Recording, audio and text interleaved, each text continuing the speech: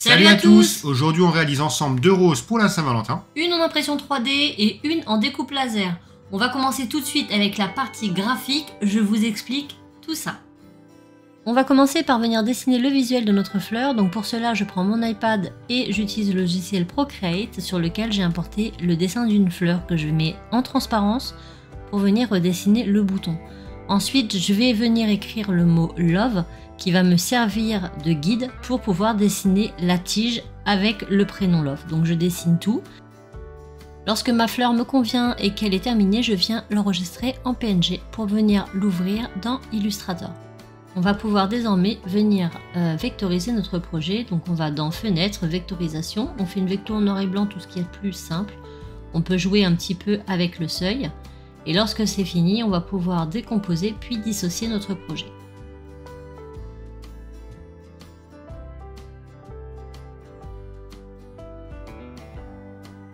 Je viens réduire un petit peu ma fenêtre et j'importe ma fleur comme ça sur le côté. Et là, je vais venir supprimer tous les fonds blancs. Donc je clique, je supprime, je clique, je supprime. Et je fais ça pour tout le fond blanc. Ensuite, je vais venir prendre l'outil plume et je vais pouvoir ainsi retravailler ma rose. Voilà, il y a des endroits qui sont pas très jolis, qui nécessitent un arrondi plutôt qu'un angle. Donc là, je prends l'outil plume, je sélectionne par exemple ici.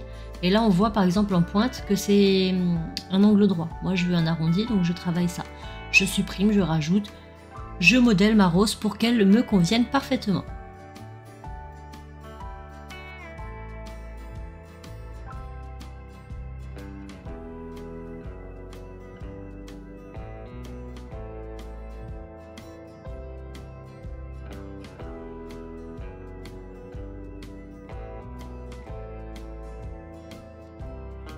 On n'hésite pas comme ici à retirer des points si on estime que ça ne sera pas imprimable. Et lorsque c'est fait, voilà, je réajuste mon plan de travail, j'enregistre mon projet en SVG et c'est parti pour l'impression 3D. On va maintenant importer dans Fusion 360, on va faire insérer SVG, on sélectionne notre fichier, on redimensionne et on va pouvoir cliquer sur OK. On va maintenant pouvoir faire un clic droit et extruder pour mettre en volume la forme. On choisit ensuite la distance d'extrusion, moi donc du coup je vais prendre 5 mm. Et on obtient maintenant notre rose en version 3D, donc prête à imprimer. On n'aura plus qu'à exporter tout ça. On va faire clic droit, exporter en tant que maillage et on choisit donc le nom qu'on veut lui donner. Ensuite on vient l'insérer dans le slicer, donc moi j'ai choisi Bamboo Studio, après à vous de choisir en fonction de votre imprimante et de vos préférences. Pour ma part, ça sera imprimé sur la A1 avec AMS, donc je choisis mon filament et j'exporte vers l'imprimante. Vous pourrez remarquer que je l'ai mise à l'envers dans le slicer de façon à avoir la face visible du côté plateau et donc la plus jolie. Pendant que ça imprime, on va ouvrir Lightburn, on va importer notre SVG, on sélectionne tout et on fait grouper, sinon on va avoir les petites formes qui vont se dissocier. On vient le mettre en position dans le angle supérieur gauche pour ma part. On sélectionne ensuite notre couleur de calque et on redimensionne au besoin. Donc moi je vais l'agrandir jusqu'à peu près 28 cm pour que ça corresponde à peu près avec la rose qu'on a fait en 3D. Vous pourrez remarquer que j'ai choisi du rouge pour la coupe. Alors c'est des petits restes de K40 Whisperer avec la K40 de l'époque. Donc généralement on utilise le rouge pour la coupe, le bleu et le noir pour gravure en vecteur et en raster.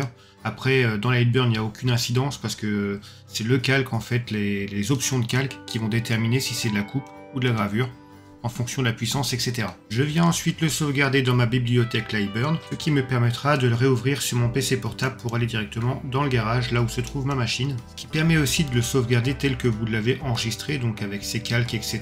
On va pouvoir maintenant quitter Lightburn et se diriger vers la machine. Pour ça, j'ai besoin de mon PC portable et on va ensuite allumer la machine. Comme vous pouvez le voir, il me reste un morceau de planche A3, donc pile poil la dimension pour venir intégrer ma rose, c'est parfait. A l'aide de cette petite cale en PVC fournie avec la machine, je vais venir faire le focus, faut que ça glisse pile poil dessous. On réouvre ensuite Lightburn sur le PC portable, on vient importer notre projet, aux dimensions, etc.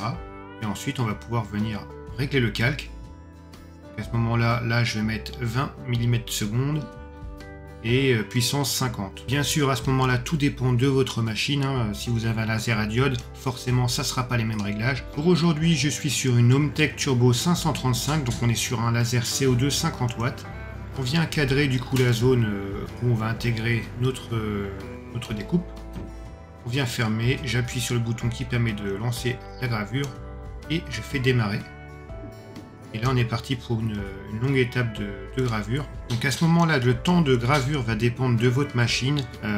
Vu que je suis sur un CO2, ça va aller beaucoup plus vite. Ça dépendra aussi de votre bois, donc de l'épaisseur du bois, mais aussi du matériau utilisé, donc le type de bois, etc. Donc actuellement on coupe un contreplaqué bouleau épaisseur 3,6 mm que vous pouvez retrouver sur Amazon. L'avantage du contreplaqué bouleau, c'est qu'il est très clair, donc après vous pouvez venir ajouter une teinte, etc.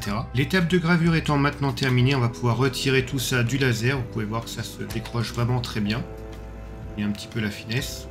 C'est vraiment joli. Là, il y a encore le scotch, donc on va venir enlever tout ça. Moi, je vais m'aider d'un petit scalpel, mais après, un petit crochet pour les cheniller, etc. peut aussi faire l'affaire. Je mets du scotch pour limiter les traces de brûlure, mais c'est pas une obligation. Après, il y en a même qui laissent sur leur création les traces de brûlure. Ça donne un effet pour certains. Moi, je n'aime pas, donc du coup, j'essaye au maximum de les effacer, soit avec un papier de verre fin, ce qui est mon cas, ou alors avec un vinaigre ménager, ce qui enlève aussi les traces. Par contre, ça sent pas très bon. Donc à vous de voir, hein, chacun y trouve son compte, tout dépend de là où vous faites vos créations. Ensuite, on vient enlever les poussières avec un petit pinceau. On va éviter la soufflette dans ce cas-là, ça pourrait casser l'objet. Et voilà le rendu une fois fini. On retrouve maintenant notre pièce en bois et en 3D. Les deux rendent vraiment très bien, j'aime bien les deux. On espère que la vidéo vous aura plu. N'hésitez pas à liker, partager, commenter et à vous abonner. On vous dit à la prochaine. Salut.